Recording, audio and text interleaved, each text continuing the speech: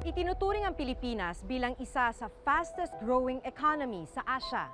Pero Pilipinas ang isa sa may pinakamataas na bilang ng mahihirap sa rehiyon.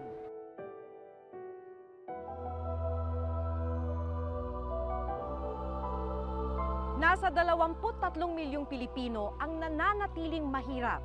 Kabilang narito ang pamilya ni Junjun, 12 taong gulang.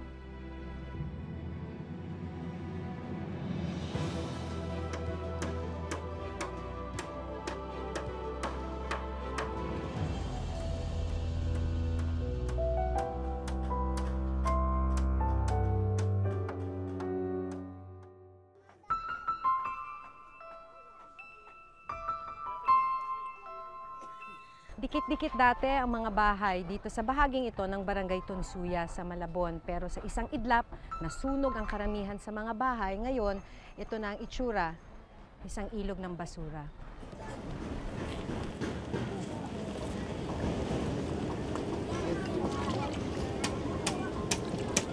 Sa marumi at masukal na ilog namin inabutang sumisisid ang batang si Junjun Makalinaw. Kasama ang kanyang pamilya sa mahigit 1,000 pamilyang nawalan ng tirahan matapos ang sunog. Nangangalakal siya sa ilog ng kahit anong pwedeng maibenta. Kailangan daw niya kasing makaipon ng perang pampatayo muli ng kanilang nasunog na tirahan.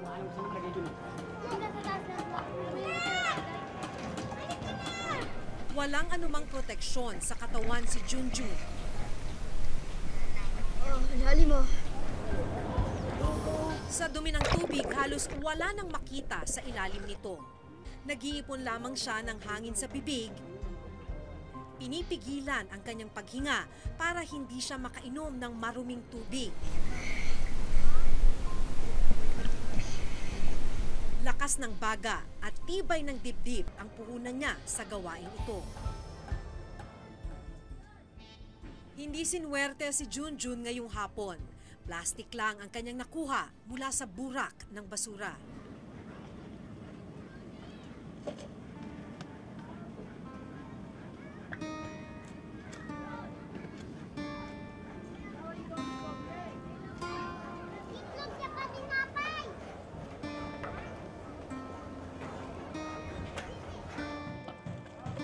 Ano gagawin mo dyan sa plastic?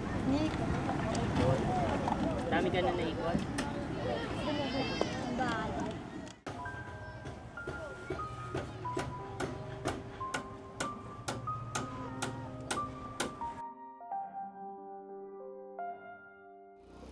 Kinabukasan, binalikan namin ang pamilya ni Junjun.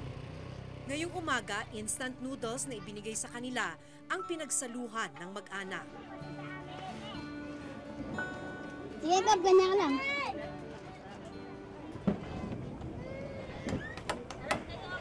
Pagkatapos ng almusal,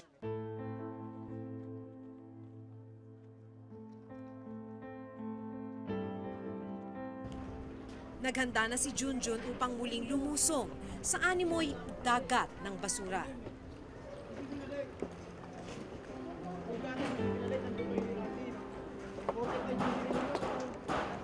Dito lumulusong si Junjun. Sabi nila, sa bahaging ito lampas tao na. Dito, pinaghalo-halo na yung basura mula sa burak, sa mga plastic. Minsan, may mga patay pa raw na hayop. Dito ka ba kumukuha? Opo. Dito, alakal. Dito sa may ano. Dito, may Kahit gabihan. saan? Ano hinahanap mo? Mga plastic, bakal, mga yero, mga ano. At plastic. Tapos, Ibenta sa junk shop.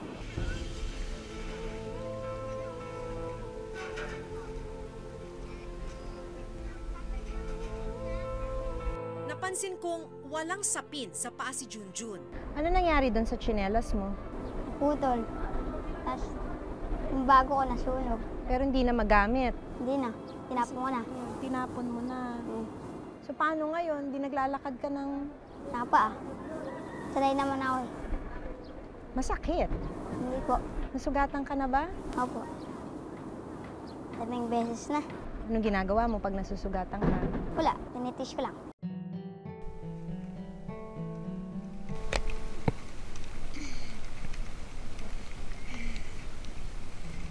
Dahan-dahang kumilos ang bata sa maitim at maruming tubig. Hinahawi ang mga basurang nasa kanyang harapan para malaya siyang makakilos. At saka naman kakapain ang ilalim ng burak.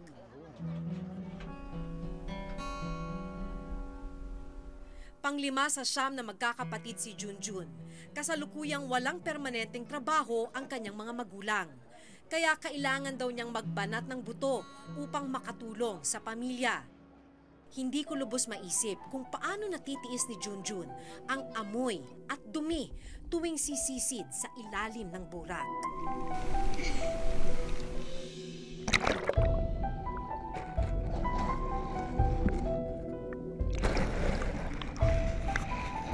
Nandidiri ka ba habang nandito ka sa gitna ng basura? Opo. Kasi madumi. Malay may mga bubog, mga infeksyon, matetanong.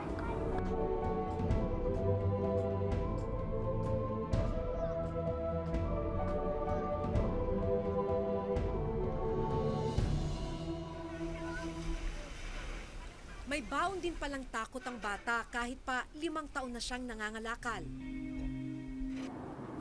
Kinakabahan ako, baka lumubog ako. Yung mga bubog, kasi nasa ilalim. Pag lumubog ka, diretso sa bubog. So dahan-dahan mo siyang ginagawa. Opo. Pag masyadong lumulubog na, alis na ako doon. Kailan ka muntik nalulunod? Pag pinupulikat ako, Ilang beses ka na muntik malunod? tagal na. Dati kasi hindi ako marunong lumangoy, sinagip na ako doon.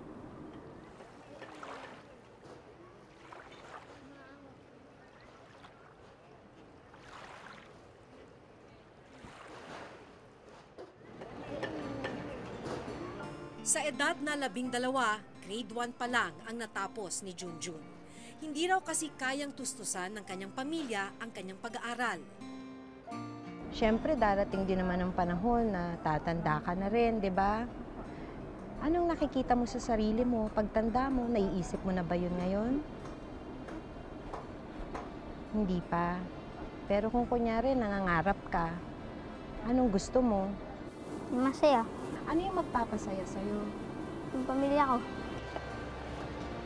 Kaya kahit mahirap at delikado ang ginagawa niyang pangangalakal, baliwala dahil para kay Junjun, sa ganitong paraan lang siya makatutulong sa kanyang pamilya.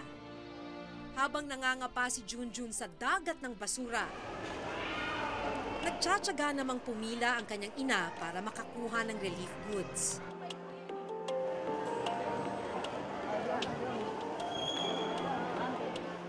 Ngayon, mineral water, tapos mga damit, saka ang tawag dito, yung bigas, saka sardines. Malaking tulong na ho sa amin yan para pantawid gutom. Araw-araw kailangan niyang pumila. Dito raw sila pansamantalang umaasa ng pagkaing lalaman sa kanilang kumakalam na sikmura. Kung sa paggising niyo po ba, anong unang-una ninyong pinoproblema paggising niyo sa umaga? Yung kakainin namin, tanghali. Tapos, pag ano na naman po, ano naman ako sa hapon. Kaya po, kuminsan, kahit to na ihirapan ako, pinitiis ko na lang. May tuturing na informal settler ang pamilya ni na Aling Teresa. Kabilang sila sa mahigit 100,000 pamilya na informal settler na nasa danger zone o mga delikadong lugar dito sa Metro Manila. Umiiyak na lang po ako sa santabi. Wala po akong magawa. Kahit sabihin na ganun, ako magawa sa buhay ko na. Kasi hindi naman po ako makapaghanap buhay sa ngayon. Dahil ano po katulad yan, nawalan pa kami ng bahay. Sa isang araw po, kakain po sila isang beses. Tanghali po sa gabi, wala. Tapos yung mga anak, pipilita silang mga lakal, magkuha ng siguro sa sobrang gutom. Pag lumulusong po sila sa basura, naawa rin kayo. Opo, talaga po naawa ko, lalo na po yung masusugatan sila. Tapos, yung lulubog na walang makakita. Yun lang po ang inaano ko sa kanila. Kaya sabi ko sa kanila, mga anak, ibaling basta konting ingat lang. Kahit labag lang sa kalooban namin mag-asawa na nakikita namin mga lakad sila. Pero gusto naman nila yung gano'n para daw po makatulong sila sa amin.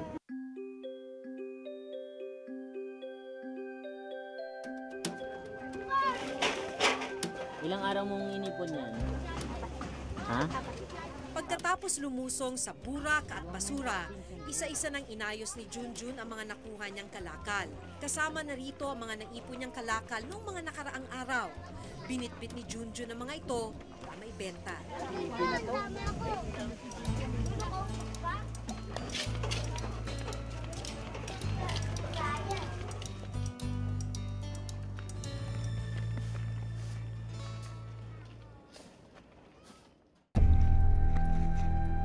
Paglusong ko, pagkuha ko ng baka sa ilalim yung baal na sunog.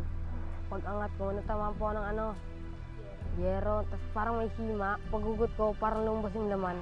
Natatarin kasi ako eh. Baka mamatay ako eh. Baka mamatay kasi ilalim po ng tubig eh.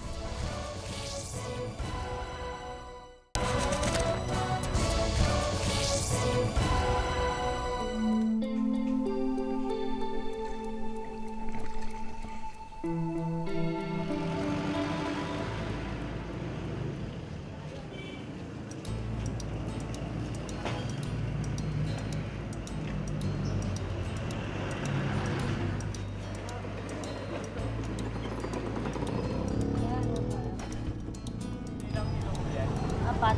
10 pag-itim na plastic. 2 kilo lang, te. Dalawa. Magkano naman po yan? 60. 8 isang kilo.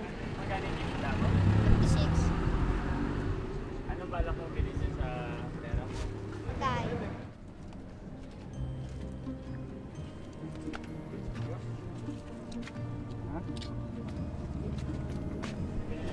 Mailan? Ha?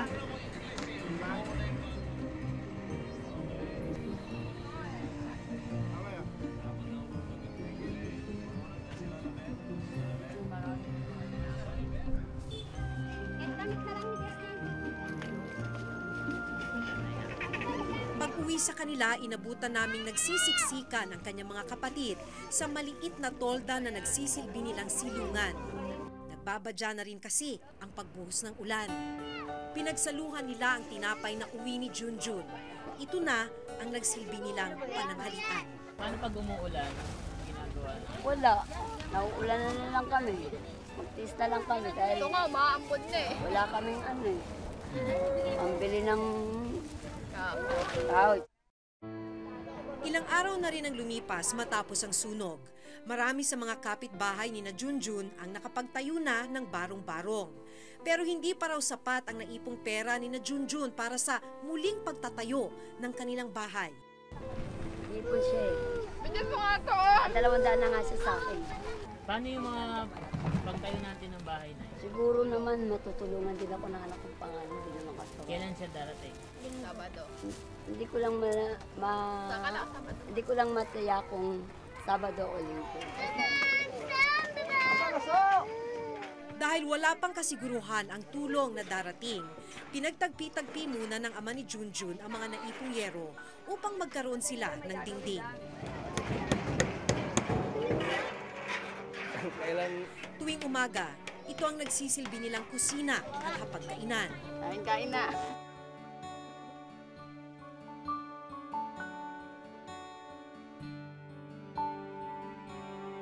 Pagsapit ng gabi, ito na rin ang kanilang tulugan.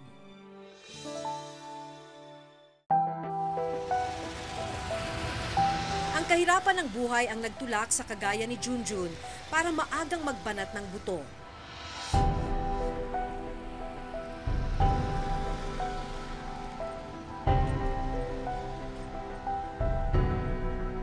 hindi kalayuan sa kanyang nilalanguyan, marami pang mangangalakal ang nagbabakasakali sa swerteng hatid ng ilog na puno ng basura. Pero ilan sa kanila, naranasan ng manganib ang buhay habang nangangalakal.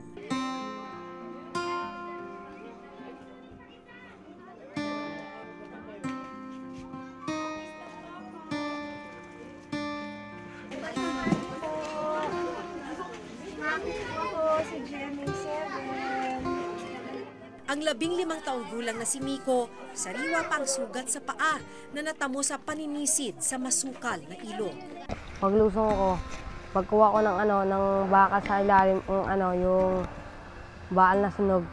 Pag-angat ko, natamaan po ng nung yero. Tapos parang may hima. Paghugot ko, parang lumabas yung laman. Nataat rin kasi ako eh. Baka mamatay ako eh. Ay, tinatakot ko. Baka matetanong kasi lalim po ng tubig ito eh. Pero ngayon ka lang ba nasugatan sa pangangalakal? Opo. Dati, nasusugat-sugatan ka ba? Ano pakiramdam sa ilalim? Habang lubog ka sa ilalim ng basura? Malamig-lamig. Nagtirira. May mga pati na daga, pati ng aso. Ano iniisip mo habang andun ka? Parang nagugutom ka na nauuhaw. Iniisip ko pa, sana kung napag-aaral ako, di ko sana magagawa ito.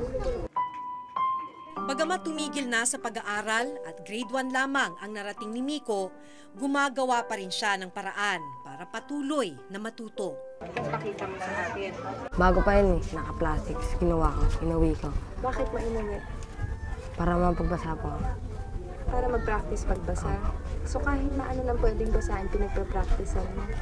Paano? Sige nga. Alam mo ba na hindi ka dapat matakot sa kamatayan? Bakit mo ginagawa ito?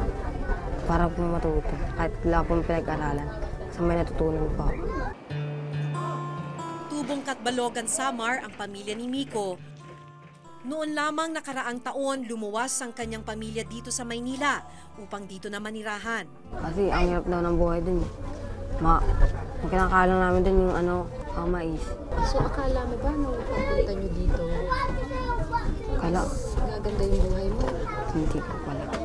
Pupunta rin pala ako sa pangangalakal.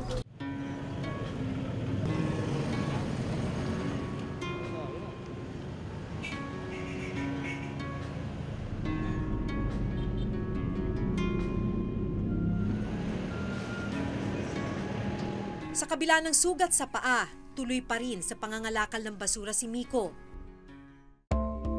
Pagsapit ng gabi, sinusuyod ni Miko at ng kanyang mga kaibigan ang mga basurahan sa kanilang lugar. Naghahanap ng mga plastik na bote, karton at kung ano-anong pwedeng ibenta sa junk shop. Bakit hindi mo matigilan ang pagkalakal?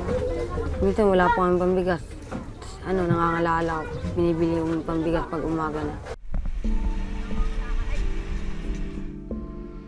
Matapos ang 3 oras ng tuloy-tuloy na pangangalakal, ngayong gabi, nagpahinga muna sandali ang mga bata. Hanggang anong oras kayo dito? Hanggang alas 7 pa ng umaga. Dito na po na kami natutulog yung gabi. Paano kayo kumakain? Pag kumukuha po doon ng pagpag, yung tira-tira, kinakain natin kinakain ka ganun. Mga pagpag, nilagay nila dito. May kanin, bibigyan po kami ng kanin.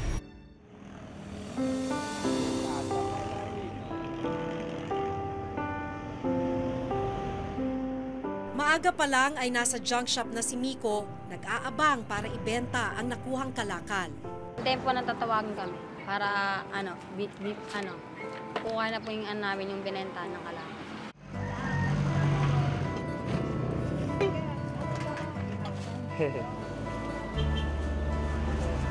Naya ka na, Miko. Ano si Rico? Bigas na. 6. Anong balak mo? Paano ka mag-iipon? Hindi po ang alkansya. Plano raw niyang ipunin ang kikitaing pera. Nagbabaka sakaling makatutulong ito upang muling matustusan ang kanyang pag-aaral. Sa time mo nagsabi, nang bagsak mo rin pangangalakal. Pero ikaw, ano sinasabi mo sa sarili mo? Pag ako napagtapos, Papamamalaan niya rin ako. Sabi ko sa kanila. Isang linggo na mula nang masugatan si Miko pero hindi pa raw niya napapatingin sa doktor ang kanyang sugat sa paa. Kapansin-pansin na rin ang pamamaga nito, kaya sinamahan ko siyang ipatingin ito sa pagamutang bayan ng Malabon para malapatan ng lunas.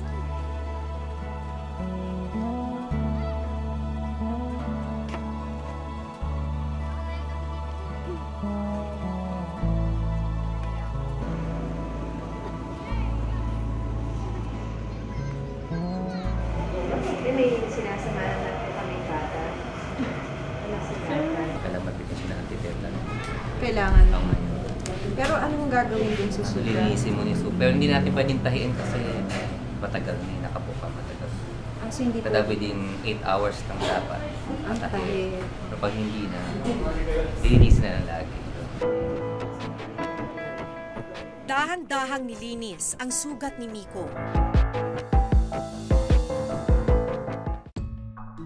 Yung toxins, kasi lalo-lalo na yung isang pinag-aralan na rin sa mga basura, yung lead poisoning. Kasi lead can be found anywhere eh. So yung lead poisoning, either ma-ingest nila directly,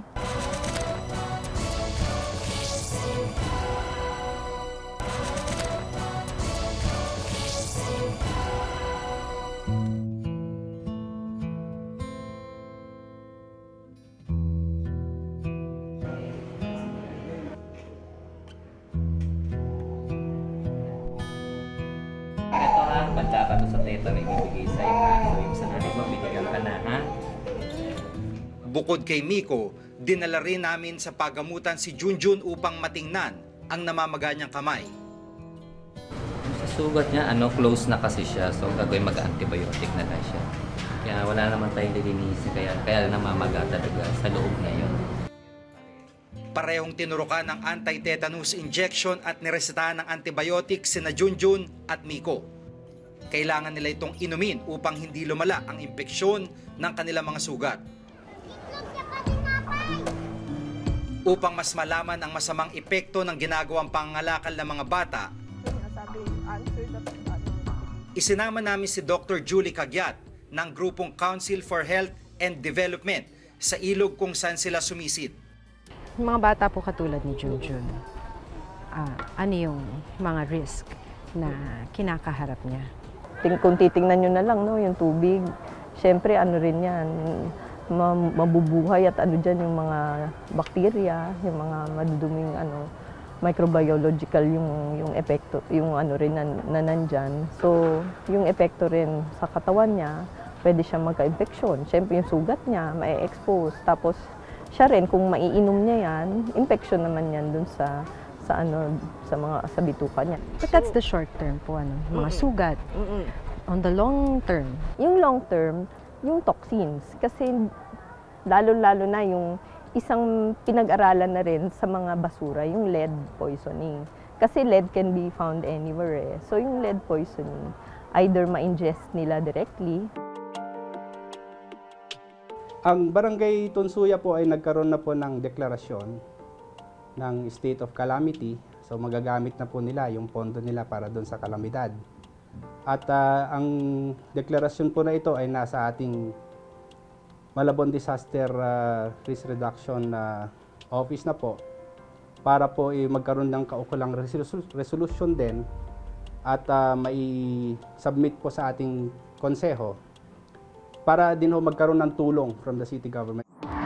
Sa pag-aaral na ginawa ng United Nations Children's Fund o UNICEF, nasa 12 milyong bata sa Pilipinas ang nabubuhay below the poverty line at napagkakaitan ng mga pangunahing pangangailangan gaya ng pagkain, kalusugan, edukasyon at maayos na tirahan.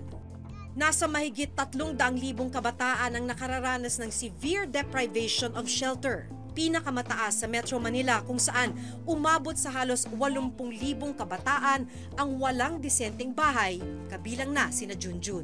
Una, yung pag-create ng mga sapat na at nakabubuhay na mga trabaho, unang-una sa lahat yun. Tapos, makabuluhang dagdag sahod para sa mga magagawa. Napakataas ng unemployment, underemployment sa kasalukuyan. at yung napakataas din ng kawalan ng lupa. Minana na nila ang dinaranas nilang kahirapan. Isang siklong naranasan ng kanilang mga magulang. Sa ngayon, tibay ng loob at pag-asa muna ang pinanghahawakan ng mga batang lumulusong sa burak ng basura. Pag tinitingnan mo yung sarili mo dito, pati ng pamilya mo, minsan ba iniisip mo na sana naman darating yung araw na makakaalis kayo rito? Gawa lang ng bahay namin, masaya na. Nangangarap ka rin naman na giginhawa rin ang buhay nyo balang araw? Kahit pader lang bahay, pwede na yan. Kahit pader lang ng bahay, masaya ka na? Basta maayos lang yung bahay namin. Ayon sa isang lumang kasabihan, ang kabataan ang kinabukasan ng isang bansa. Pero kung hahayaang nakasadlak sa burak ng kahirapan ang mga batang kalakal gaya ni na Junjun at Miko, saan nga ba patungo ang ating bayan? Itong mas malawak na pagbabantay sa mga isyu ng pamahalaan at lipunan. Hanggang sa susunod na Sabado ng Paglalantad, ako po si Maki Pulido. Ako si Jiga Manikan. At ito ang nakatala sa aming Reporter's Notebook.